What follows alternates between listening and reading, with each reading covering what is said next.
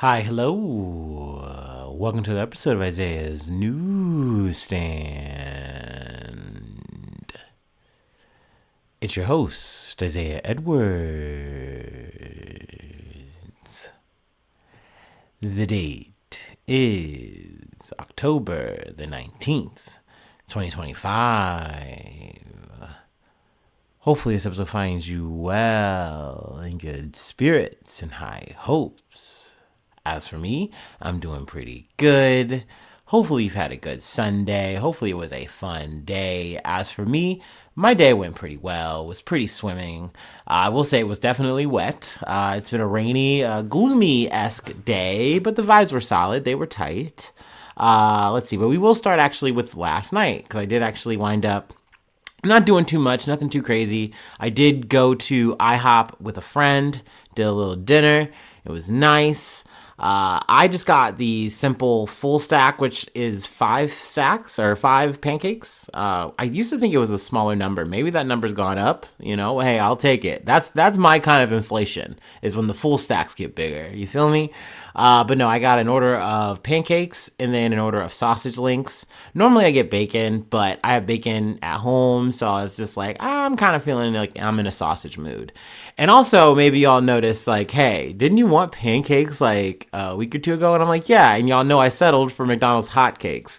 So when the opportunity presented itself, I was like, you know what? Let's just go to IHOP. That'll be good. That'll really scratch that itch. So I got that. The person I was with, they got the Tres Leches pancakes. And they didn't have anything negative to say about it after eating. But I will say when it was presented, it looked insane. It did not look good. Like, they put so much of the I guess the icing, I don't know, whatever it was, the components on it, cinnamon, I'm assuming, whatever. It was just oozing off the plate, like just all the icing stuff. And I was like, oh, so much so that they had to get another plate to like transfer it on, like a bigger plate. So that was a bit of a mess, but it was like that with a sampler. So there was like some eggs, some hash browns, some bacon. Overall, it seemed to be okay. Nice little, Brenner situation. We love that. And I did get to, scavenge a bit of the hash browns and the piece of bacon. So, I mean, hey, I'll take it. That's a win for me. And I will say, I don't know, the IHOP that I go to, I've been going to since I was a child. And the service has always been, I'll say, notorious. But I mean, hey, the pancakes are still the pancakes. So, I'll take it as long as I can get them. You know what I mean? But overall, that was solid. That was nice. Then, segueing into the Sunday, we get up and we go to work. Because that's right. I work on Sundays now. That's my thing. That's my life. And work was super dead. I mean, perhaps for me, the slowest shift of my life. Now, I don't say that, though, in a bad way. I feel like I made do. I did a couple of buggies throughout the whole day. I think a couple things of trash. And I more or less just sat in maintenance and just listened to podcasts and, hung out. So it was definitely a vibe. Then we got to get our classic donut order for free, for the free, our iced cinnamon roll, and our twist, our glazed twist.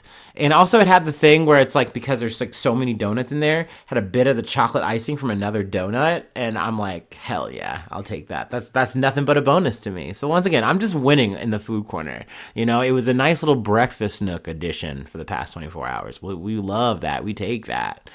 Order up, baby. No, so yeah, that was a solid work day.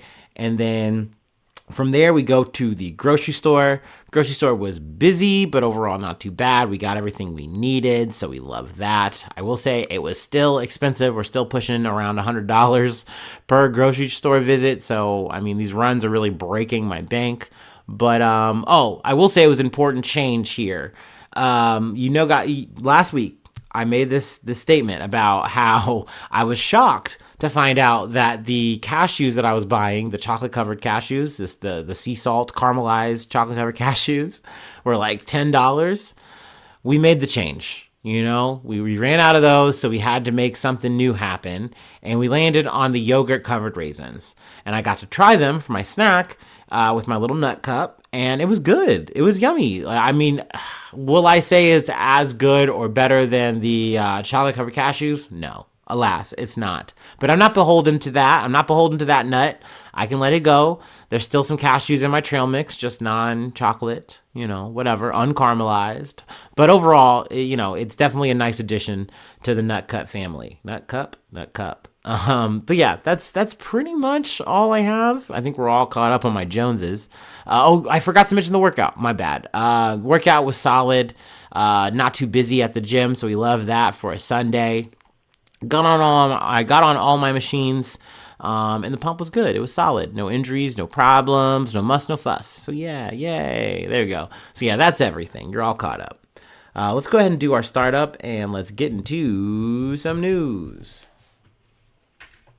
I feel like we got a decent amount to cover for a Sunday, but hopefully we get through it at a decent clip. I don't want to take up too much of your time.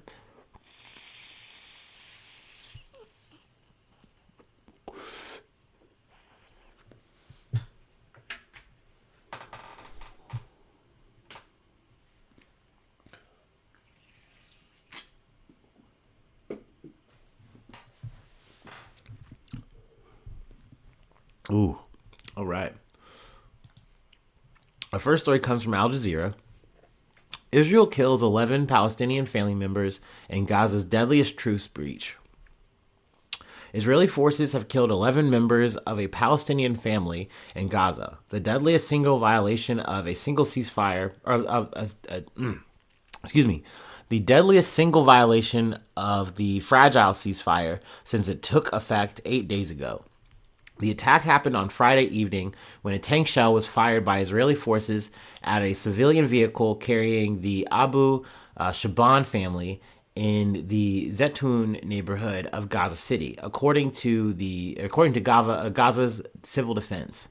7 children and 3 women were among those killed when the Israeli military fired on the vehicle as the family attempted to reach their home and to inspect it. Civil defense spokesperson Mahmoud Bazal said in a statement. They could have been warned or dealt with differently, Basal said, adding that what happened confirmed the occupation is still thirsty for blood and insists on committing crimes against innocent civilians. I couldn't have said it better myself. Obviously, it's very unfortunate that Israel is still allowed to conduct this genocide, conduct these atrocities. Yes, we have a quote-unquote ceasefire, but, I mean, this isn't the first of this happening. It's just, okay, this is a big enough number where, it's getting a lot more eyeballs on the headline. There's also another thing I'm going to get to in a second as well. But this was apparently, like I said, over a crossing of a yellow line that Israel is saying. And it's one of those things where everyone's, quote unquote, supposed to know this, but people do not have internet access in Gaza. Like, not everyone has readily available access to it. Not everyone is aware. It's also not easily visible. Now, Israel is saying, oh, we're going to work on that and make sure that we're going to actually have more of a physical representation of this line. You can see it, but once again, you don't know, and you want to go home. You want to see what's left, what's left of your home that was devastated, that you had to flee from. And in the process of doing so, you are literally blown away by an Israeli tank. And they're just saying, well, they shouldn't have done that, and that's it. And they just shrug, and we were supposed to move along like that's okay. But yeah, we move on though to the second part. Or at least from another article, I think I wanted to cover from this conflict. Israel says ceasefire and aid to resume after airstrikes killed 26 in Gaza. The Israeli military said on Sunday a ceasefire in Gaza had resumed after an attack killed two of its soldiers and prompted a wave of airstrikes that Palestinians said killed 26 people in the most serious yet of this month's brokered truce. I really just didn't want to get too much into the details about this story, kind of just going to be moving it along. But there also has been an insistence from Israel that it's like, hey, we were promised all of the remains of our Israeli citizens who were taken hostage on October 7th. And until we get them, we are going to play fast and loose with the aid. We are going to fully restrict it. We are going to restrict access in and out of Gaza. Like, you need to make this happen. You promised us this. And then on Hamas's side, they're like, well, we're trying to do the best that we can. I believe that they have gotten up to 10 bodies recovered to Israel, but there's still more remaining. And they're saying, hey, we need more assistance. Like, we literally need more like heavy moving equipment to make this happen. And Israel's like, like, it seems like they're just shrugging it off. There are international agencies that are offering and volunteering to say, hey, we will come and help with that. And they're like, we don't want you guys to go in there. Like, I mean, they aren't saying that, but they're essentially not doing anything. They're just demanding that Hamas makes it happen, and that they're lying, and that they're dragging their feet. And I mean, that's the narrative that is being set up. But it's like, hey, if they're saying, hey, we are already working on it, we're doing the best we can under the circumstances, what would help make this happen is maybe, I don't know, more machinery, and then you just don't get a fucking response. So, I mean, that's a frustrating aspect of this, and that is more of a highlight, it seems. Also, there's the talks of just like, once again, Hamas is being active, and they're like, well, they have to disarm. That's also another part of this agreement. So yeah, I mean, when they say fragile, they definitely fucking mean it. There's every day I know this could change, get worse. So yeah, I just wanted to at least do a bit of an update. And I know there's so many stories still that are coming out of the region. They're coming out of Gaza, coming out of Israel, coming out of West Bank. I try to cover the biggest ones and, get in the points when I can. But yeah, I just wanted to get that in for Sunday, but we're going to move along to an article from the BBC.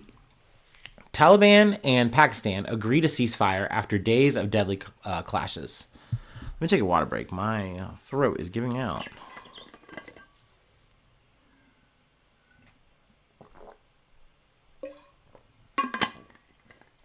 Oh, weak throat alert. L throat. Okay, sorry. Pakistan and Afghanistan's Taliban government have agreed to an immediate ceasefire after more than a week of deadly fighting. The Foreign Ministry of Qatar, which mediated talks alongside Turkey, said both sides had agreed to establish mechanisms to consolidate lasting peace and stability. Zabiullah Majid, we're going to say that, I'm sure I fucked it up. We're going to keep it moving. A spokesman for the Taliban said ending hostile actions was important, while Pakistan's foreign ministry called the agreement the first step in the right direction. Both sides claim to have inflicted heavy casualties during clashes, the worst fighting since the Taliban returned to power in 2021. So obviously I know there's more details here, but I just really wanted to highlight, hey, there was a ceasefire that happened, and, hopefully it's something that sticks. I'll definitely be back on any updates, coming out of the area. But let's move on, though, to our next story, going to the U.S. from The Guardian. U.S. driver kills 1 and injures at least 14 in car ramming attack at child's party. A driver rammed into a group of people at a children's birthday party outside of Washington, D.C. late on Saturday, killing a woman in her 30s and injuring at least 14 others, 8 of whom were children. In a statement released by the Bladensburg Police Department in Maryland, they announced that the driver of the striking vehicle had turned himself in and had been identified as a 66-year-old man from the surrounding area. The hit-and-run vehicle collision has been updated to a fatality, they announced in an update on Sunday. Officers were called to the scene shortly after 10 p.m., where the vehicle had struck several people gathered outside a home for a child's birthday party. 11 people were taken to local hospital, including children ranging in age from 2 to 9. The driver fled the scene of the incident on foot, but eventually handed himself in to authorities. In a statement on social media, the Prince Gregory County Fire and Emergency Medical Service. Oh my gosh, I cannot talk. In a statement on social media, the Prince George County Fire and Emergency Medical Services Department confirmed that 1 woman and child had been transported in critical condition. The police confirmed on Sunday that one of the women being treated had succumbed to her injuries and identified her as 31-year-old Ashley Hernandez Gutierrez.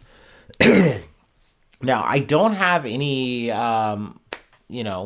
inkling as to like if there was some kind of motive or reason. I want to assume that maybe since I'm just thinking of the person's age, which, I know some people would say, 66 is not that old, but maybe that was a bit, of a reason of why this happened. And then, maybe the panic of saying, hey, I'm going to flee on foot. And then, eventually the realization like, hey, I got to come back and face the consequences here. I don't know. Hopefully I do get some more information on what happened. And, we can get a full update here. Obviously, condolences to Ashley Hernandez Gutierrez, who lost her life, and, everyone who was involved. It's always unfortunate when you have something like literally a function that's just like, hey, we're celebrating, life, and, we're having a good time, and then you literally have someone lose their life in that moment. That's definitely a really cruel shame. But yeah, there is another story that we have that is a bit grim as well, but a bit of a silver lining, I want to say, from NBC News. At least 3 injured in shooting at Oklahoma State University. At least 3 people, including at least 1 student, have been injured in a shooting at Oklahoma State University's main campus in Stillwater early Sunday, police said. The university's police department responded to Carricker East, a 3-story residential hall on campus, at around 3:40 a.m. after victims arriving at off-campus locations reported the incident. All of the victims are being treated at hospitals in Oklahoma City and Tulsa. Based on the investigation thus far, it appears that there was a large off-campus party at the Payne County Expo Center, police said in the update. When that party ended around 2:30 a.m., a group of individuals came to campus to have an after-party. The shots were fired outside of Carricker East following a disagreement between individuals. University and Stillwater police officers arrived within minutes and secured the scene. The suspect is no longer on campus, and as the event happened, all parties left campus. So yeah, we don't know in terms of like a suspect or anything like that, but I mean, here's my silver lining bit. At least, it seems that no one was, fatally wounded, fatally, hit, no casualties here, at least, as of my knowledge, as of recording, we're knocking on wood. But, it's definitely sad that yet again, we have another, episode of gun violence in America. Something that I don't remember if I covered this or not, but on October 4th, South Carolina State University went into lockdown after 1 person was killed and 2 people were injured in 2 unrelated shootings on the campus. Not sure if I covered that one. But the Mississippi story that they do have here, we did cover. So yeah, I mean, sadly, this is going to be something that I know is a constant. But once again, that's why I say, hey, at least in this story, people lived and nobody died. So at least, as of right now. All right, we have one more story that I wanted to get into. And technically, I mean, look, no one's dying in this one. And it's a heist story, so, no one's really getting hurt. We love that. Yeah, just some, priceless, royal jewels getting sacked. It's no big deal. Let's go ahead. Let's take our last break. I need to get hydrated again anyway. And then we will close it out.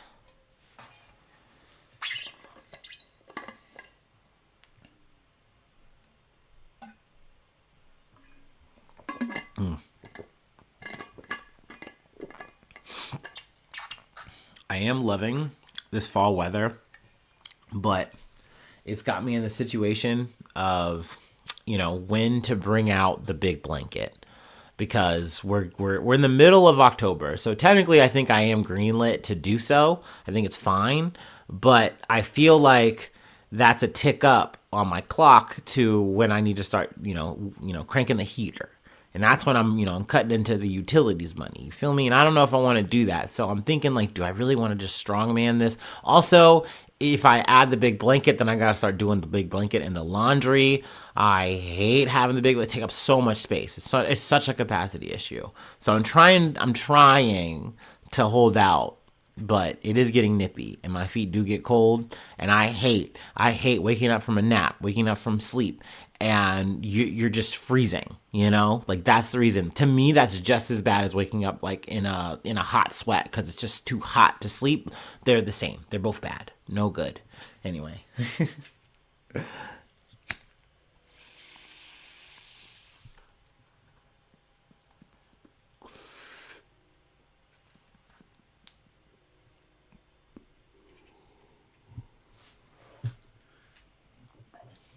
Ooh.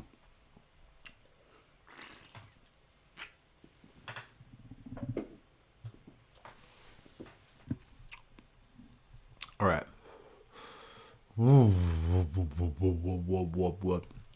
From NBC News, thieves pull off daring heist at the Louvre. At the Louvre? At the Louvre. Stealing jewels once worn by French royalty. Armed with power tools, a crane lift, and a plan straight out of a heist movie, four thieves broke into the Louvre on Sunday and made off with royal jewels once worn by France's queens and empresses, officials told NBC News. The group used power tools to shatter display cases, threaten guards, and fled on scooters. They fled on scooters. That's so cute. Leaving behind a trail of clues, including Empress Eugene's crown, apparently dropped during the escape. Whoopsie daisy. You just drop a whole ass fucking crown. Straight out of a movie, dog. The Ministry of Culture confirmed the jewels stolen include a necklace and a pair of earrings from the Marie Louise collection. A necklace, earrings, and tiara from the Queen Marie Emile, we're gonna say Emile, and Queen Hortense collection, and a brooch, bodice bow, and a tiara from the collection of Empress Eugene. I think the bodice bow is what I have in the thumbnail. Very, very gaudy. Investigators said they found two of the stolen pieces, including Eugene's crown, near the scene, suggesting the thieves lost them while fleeing. The break-in happened around 9:30 a.m. local time as the museum was opening. French Interior Minister Laurent Nunez told radio station French Interior, I think is it French? We're just gonna say Inter. I don't know. I want to say that's Interior, but I may be wrong there. Two people with their faces concealed used power tools to break in the Galerie des Apollons. Oh man. Through a window, the prosecutor's office said. The crew had brought a crane lift mounted on a truck and appeared to have scouted the location in advance. Nunez said the experienced thieves broke into the gallery with a disc cutter. The stolen jewels had been kept behind glass inside the gallery. The daring morning heist, which lasted just 7 minutes, forced the museum to close for the day, officials said. That's very quick. That's so fast. It's so efficient. The break-in triggered alarms on the exterior of the window of the Galerie des Apollons. I know I'm fucking that up. Someone is laughing at me in French, and I deserve it, especially for all the mean things I say. And on the two high-security display cabinets targeted by the thieves inside the gallery. The Ministry of Culture in Paris said Sunday, describing the brazen theft as particularly rapid and brutal. They're saying brutal, and I feel like just in terms of the aggression, they did threaten the guards, which is something on my ick list when I'm looking at a heist. I don't like that when people are involved, you do any kind of like physical, verbal abuse. That's where we're talking trauma. But I mean, we'll continue. I'll give my final sum up of the whole thing when we get to the end. 5 museum workers were in the room and adjacent rooms and immediately contacted the police, the culture ministry said.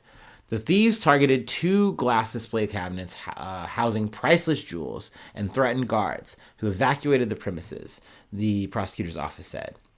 The Ministry of Culture credited the quick-thinking employees and called in their calls to police with prompting the thieves to flee, leaving behind their equipment and some of the stolen items. So that's obviously not good.